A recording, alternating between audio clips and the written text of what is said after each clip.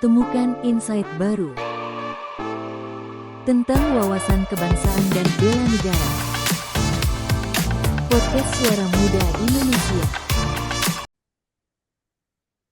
Halo Sobat Nusantara, kembali lagi bareng kita di podcast Suara Muda Indonesia. Tempatnya ngobrol santai tapi tetap bikin tambah cinta sama negeri ini. Iya dong, benar banget Mas Fitrian, karena podcast kita bakal seru hari ini, karena kita bakal bahas sesuatu yang sering kita dengar, tapi kadang kita masih bingung artinya apa. Hari Iya ini kita Kak, membahas wawasan kebangsaan dan nilai-nilai bela negara. iya Kak, tapi tenang, kita nggak bakal ngomong berdua aja nih Kak. Karena udah ada 4 tamu keren yang bakal bantu bahas dari sisi anak muda. Yaitu ada Kak Dimas, Kak Tia, Kak Windy, dan Kak Yohana.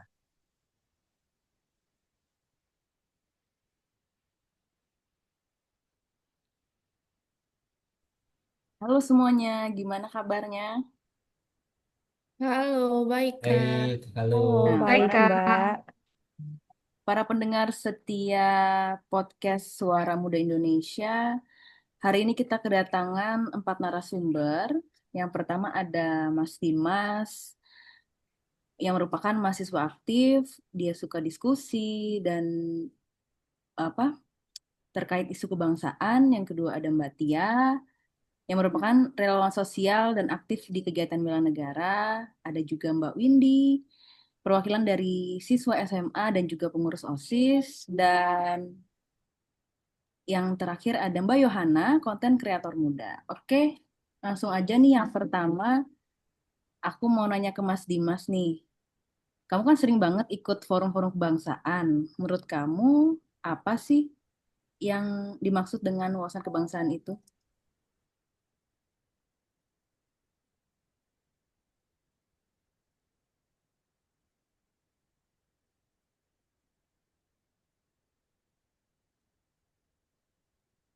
Oke, wawasan kebangsaan ya. Oke, kalau dijelasin simpelnya, wawasan kebangsaan itu adalah cara kita memandang Indonesia sebagai satu kesatuan. Jadi, seperti kita sadar bahwa meskipun kita beda-beda suku, beda-beda agama, beda-beda budaya, tetapi kita tetap satu bangsa, satu tanah air, dan satu bahasa, yaitu bahasa Indonesia. Kurang lebihnya seperti itu. Wih, jadi kayak semboyan Bhinneka Tunggal Ika ya Kak ya? Beda-beda tapi tetap satu jua.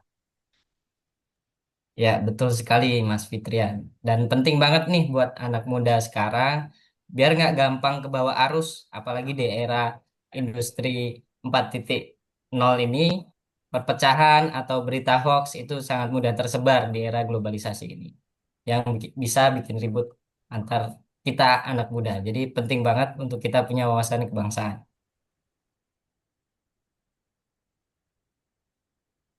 Oke, bener banget ya Mas Dimas ya. Selanjutnya aku mau nanya nih ke Mbak Tia. Mbak Tia kan sering ikut kegiatan bela negara. Nah, menurut Mbak Tia, apa sih tantangan terbesar anak muda dalam menjaga semangat kebangsaan sekarang ini? Kalau menurut aku sih tantangannya itu rasa cuek ya Kak. Kadang kita lebih fokus ke diri sendiri, ke tren, konten, atau dunia online. Tapi lupa tuh sama nilai kebangsaan. Terus juga pengaruh budaya luar yang kadang bikin kita lebih bangga pakai budaya orang lain daripada budaya kita sendiri. Setuju banget tuh Kak. Di sekolah aja banyak temen yang lebih hafal lagu Korea daripada lagu Indonesia Raya. Padahal jadi anak muda keren itu bukan berarti ninggalin jati diri Indonesia, tapi justru bangga sama siapa kita. Wah, keren tuh Kak. Bangga jadi diri sendiri ya Kak ya?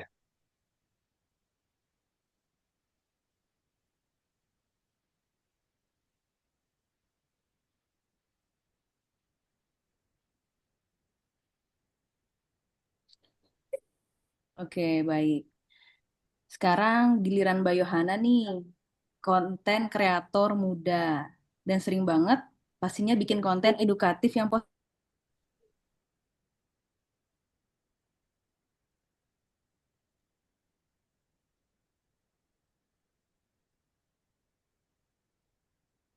Nggak gitu juga sih, Mbak. Tapi bela negara itu bukan cuma soal angkat senjata, tapi bagaimana cara kita berkontribusi buat negara sesuai kemampuan kita.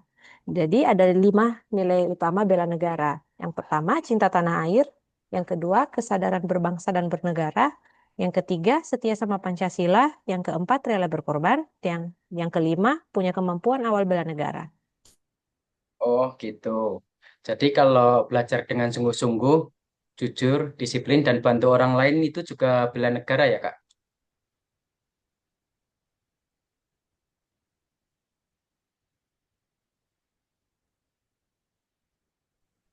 Maaf Kak, suaranya masih mute.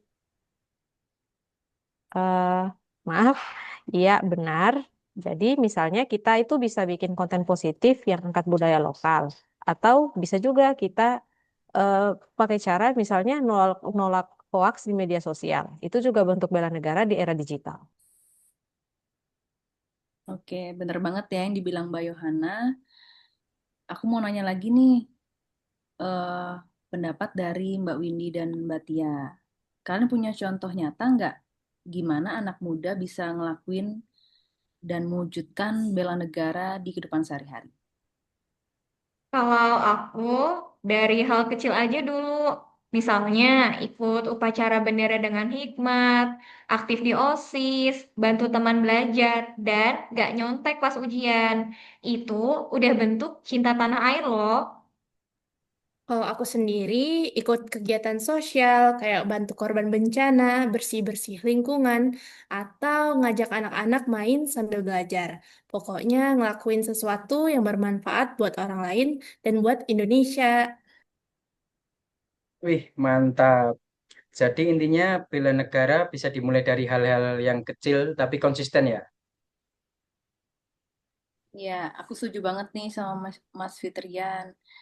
Dan pendapat-pendapat dari empat narasumber kita juga sangat relevan ya untuk kita wujudkan di kehidupan sehari-hari.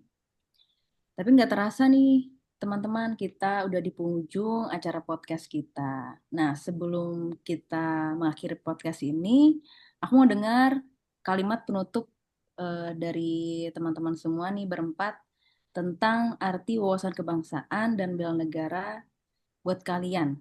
Itu gimana sih? Yang pertama, Mas Dimas dia dulu. Oke, oke. Jadi arti wawasan kebangsaan ya. Jadi kalau buat aku, wawasan kebangsaan itu adalah kompas hidup biar kita nggak kehilangan arah di tengah perubahan zaman. Mungkin itu kalimat yang cocok untuk mengakhiri podcast kita. Itu aja dari aku. Oke, kalau aku sendiri bela negara itu cara aku berbuat baik buat negeri ini dari hal kecil tapi nyata. Kalau buat aku, wawasan kebangsaan itu bikin aku jadi bangga, jadi bagian dari bangsa Indonesia. Dan buat aku, bela negara itu tentang semangat dan tindakan. Jangan cuma ngomong, tapi harus dilakukan. Wih, keren semua nih. Jadi, sobat muda ingat ya, cinta tanah air itu bukan cuma slogan, tapi gaya hidup. Ya, setuju banget. Dari pendapat teman-teman semua, semuanya keren dan luar biasa hari ini. Terima Kita kasih harus semuanya. mulai dari hal kecil, dari diri sendiri, karena kalau bukan kita, siapa lagi yang mewujudkan dan mencintai tanah air kita sendiri. Terima kasih buat Mbak Yohana, Mas Dimas, Mbak Tia, dan Mbak Windy. Dan terima kasih juga buat Mas Fitrian, dan kita berdua sebagai host, pamit undur diri, dan sampai jumpa di podcast selanjutnya. Terima kasih. Oke, terima Terima kasih. Terima kasih. kasih.